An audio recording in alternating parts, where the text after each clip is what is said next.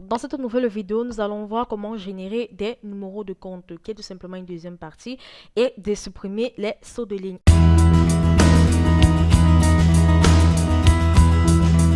Alors, pourquoi générer un numéro de compte deuxième partie? Parce que nous avons déjà vu comment générer un numéro de compte dans une des précédentes vidéos. Alors, ce qui nous intéresse ici, c'est comment générer un numéro de compte avec un nom de compagnie ou encore avec une base de données contenant des caractères autres que des lettres. Donc, c'est-à-dire des espaces et des points comme exemple pour la compagnie JD Big Belly.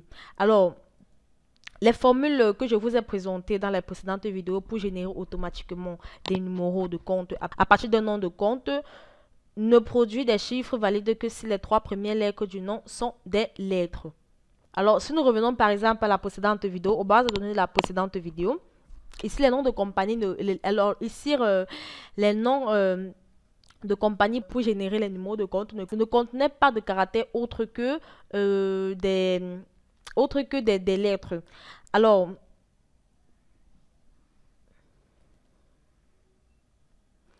ici, nous avons tout simplement utilisé les fonctions majuscules, gauche, test et ligne, tout simplement pour générer les numéros de compte. Donc nous avons tout simplement extrait les trois premières lettres de notre nom, de notre compagnie, tout simplement. Nous avons extrait les trois premières lettres en majuscule. Et nous avons tout simplement généré un numéro de compte avec le numéro de la ligne. Alors dans ce cas, nous voulons tout simplement générer un numéro de compte avec ces noms de compagnie qui contiennent par exemple des caractères tels que des points et des espaces entre les noms. Alors, si vous avez des noms dans lesquels les caractères autres que des noms apparaissent, nous devons tout simplement les supprimer avant de générer notre numéro de compte. Alors, par exemple, pour cette compagnie de j.d.bigbelly, alors nous devons tout simplement supprimer les points et les espaces avant de générer le nom du compte. Nous pouvons tout simplement le faire. Nous pourrons tout simplement le faire en ajoutant l'expression de la précédente vidéo à la formule permettant de générer un nom de compte à partir de ces données tout simplement. Alors, plus précisément, nous allons tout simplement remplacer l'adresse de la cellule dans la fonction gauche par les fonctions imbriquées substitut. Alors, il est important de noter que la formule fonctionne toujours pour les noms de compte commençant par des lettres. Alors, nous pouvons tout simplement ici entrer notre formule en entrant tout simplement la fonction. Puisque nous voulons produire un numéro de compte à partir de ce nom de compagnie, tout ce que nous allons faire, c'est tout simplement d'extraire les trois premières lettres de gauche de notre compagnie et nous allons tout simplement les transformer en majuscules, tout simplement. Voilà. Ensuite, nous allons tout simplement substituer les fonctions substituts. Alors, la première fonction va tout simplement supprimer les points qui existent entre les noms de compagnie et la seconde va tout simplement supprimer les espaces. Alors, pour la première fonction substitut, nous allons tout simplement entrer les arguments. Comme ici, pour l'argument de thème, nous allons tout simplement sélectionner la cellule A2. Ensuite, nous allons entrer notre point virgule pour entrer l'argument ancien test. Alors, pour l'ancien test, nous voulons tout simplement supprimer les points qui existent. Et ensuite, nous allons entrer la seconde argument pour laisser notre... Alors là, nous allons fermer tout simplement notre parenthèse et entrer notre point virgule pour entrer les arguments du second substitut, comme vous pouvez le constater. Alors, lorsque nous avons tout simplement terminé avec les arguments d'une fonction, comme vous pouvez le constater, les parenthèses ouvrantes et fermantes ont tout simplement les mêmes couleurs. Alors, nous avons tout simplement entré notre point virgule pour entrer les arguments de la deuxième fonction substitut, qui est tout simplement les espaces. Donc, nous voulons tout simplement supprimer les espaces entre les noms. Et nous allons entrer notre point virgule pour entrer le troisième. Donc, nous allons entrer tout simplement notre point virgule pour entrer le troisième argument qui est le nouveau test. Donc, nous allons laisser le test tel qu'il est.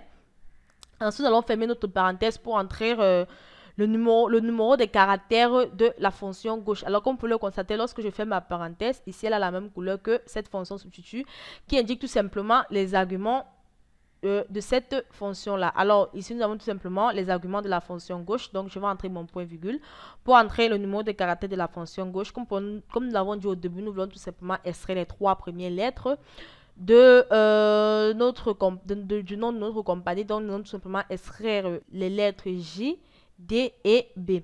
Alors là, nous allons tout simplement entrer 3 pour extraire les 3 premières lettres. Là, si nous avons terminé, je peux tout simplement fermer la parenthèse pour la fonction gauche et ensuite fermer la seconde parenthèse pour la fonction majuscule. Alors ensuite, je vais tout simplement la concaténer avec la fonction SPLOIT à la fonction test. Pour entrer le numéro de caractère, je vais tout simplement entrer la fonction ligne. Ensuite, les références pour la fonction ligne, tout simplement la cellule A2. Alors lorsque je ferme ma parenthèse, je vais entrer mon point virgule pour entrer le format de test. Le format de test qui sera tout simplement 4.0 comme tout à l'heure, comme celui de la précédente vidéo. Alors, lorsque j'ai terminé, je peux tout simplement fermer ma parenthèse. Alors, pour valider ma formule, je peux tout simplement appuyer sur le bouton Entrée et Excel affiche tout simplement JBD 0002 qui affiche tout simplement le numéro de compte pour cette compagnie. Alors, comme vous le constatez, bien qu'il y ait des espaces et qu'il y ait des arguments autres que les lettres dans cette ligne, nous avons pu extraire et construire un numéro de compte. Alors, nous allons tout simplement entrer la même formule pour cette ligne, tout simplement qui est la ligne A3 pour générer le numéro de compte. Alors, nous allons aller de ce pas en entrant la même formule telle que la formule majuscule. Ensuite, la fonction gauche. Ensuite, nous allons substituer les fonctions substitut.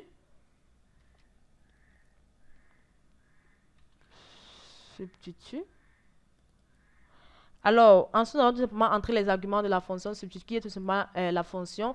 Pour l'argument test, nous avons tout simplement la cellule A3. Alors, nous allons entrer notre point virgule. Pour entrer l'ancien test, nous voulons la même formule que tout à l'heure. Donc, nous allons tout simplement supprimer des points.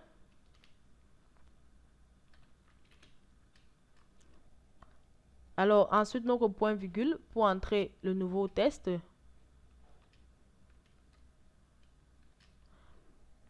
Et nous allons tout simplement fermer la parenthèse. Entrer notre point virgule pour entrer l'ancien test, qui c'est l'ancien test pour l'argument, pour le second argument substitut. Donc, qui serait tout simplement les espaces. Et ensuite, la fonction nouveau test. Alors là, lorsque nous avons terminé, nous formons notre parenthèse. Et nous pouvons tout simplement entrer l'argument numéro de caractère de la fonction gauche, qui est tout simplement de 3, comme tout à l'heure. Et nous allons tout simplement fermer la fonction gauche et ensuite la fonction majuscule. Nous allons tout simplement la concaténer avec le signe SPLOIT à la fonction test d'Excel. Ensuite, la fonction ligne. Alors, les références de la fonction ligne est tout simplement la cellule A3 que nous allons ensuite fermer la parenthèse et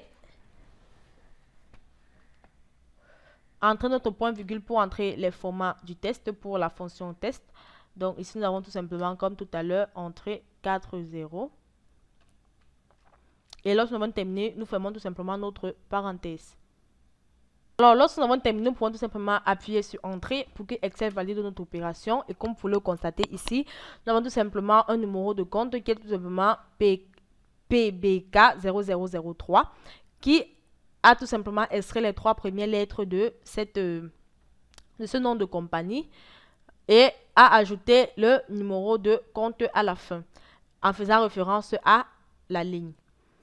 Alors, comme je le disais au début de cette vidéo, que nous allons tout simplement, en plus de générer des numéros de compte, nous allons supprimer des sauts de ligne. Alors, pour supprimer des sauts de ligne, je pense, je l'ai vu dans des précédentes vidéos. Alors, avec la fonction épurage qui supprimait les caractères non imprimables d'une chaîne. Alors, dans cette vidéo, j'ai tout simplement utilisé la fonction épurage qui supprime les caractères non imprimables dans une chaîne.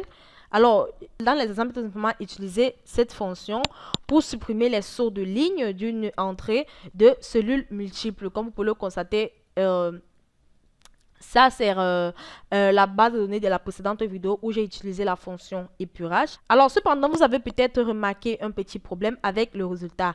Alors, il n'y avait pas d'espace entre la fin d'une ligne et le début de la ligne suivante. Alors, pour cette nouvelle base de données, nous allons tout simplement supprimer les sauts de ligne. Non pas en utilisant la fonction épurage, mais plutôt en utilisant les fonctions substituer et les fonctions caractères. Alors, pour ce faire, nous allons tout simplement entrer notre formule. Alors là, nous allons tout simplement entrer notre formule en utilisant la fonction substituer pour effacer les sauts de ligne. Alors ensuite, nous allons tout simplement entrer comme argument, l'argument de test, nous allons tout simplement entrer la cellule A2. Ensuite, pour l'ancien test, nous allons tout simplement entrer la fonction caractère K. Et ensuite, tout simplement entrer le nombre qui est tout simplement de 10.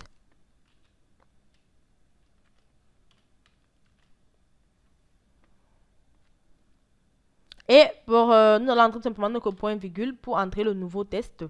Et nous pouvons tout simplement fermer notre parenthèse. Alors nous pouvons tout simplement appuyer sur entrée pour valider notre opération. Et comme vous pouvez le constater, Excel a tout simplement affiché la base de données précédente en supprimant les sauts de ligne qui existaient au départ.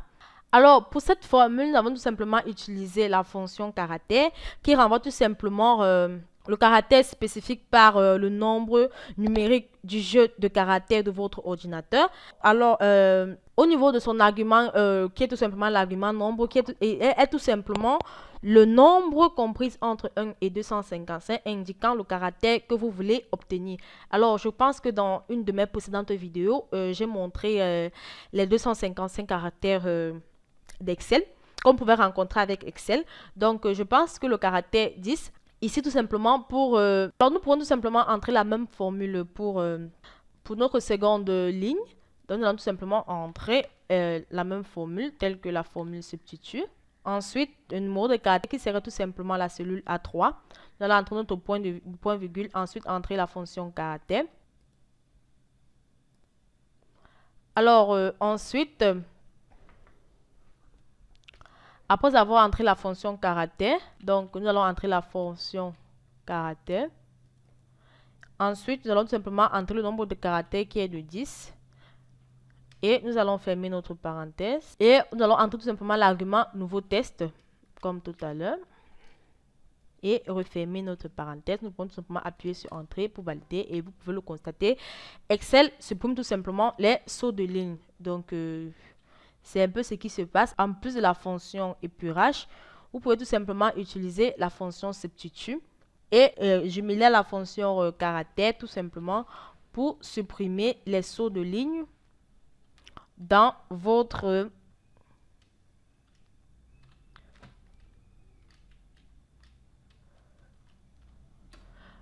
base de données. Alors, j'espère que lorsque vous irez dans la précédente vidéo, vous allez un peu voir la différence qui existe entre la fonction substitut que j'ai utilisée ici pour le saut de ligne et la fonction épurage que j'ai utilisée dans la précédente vidéo pour toujours les sauts de ligne.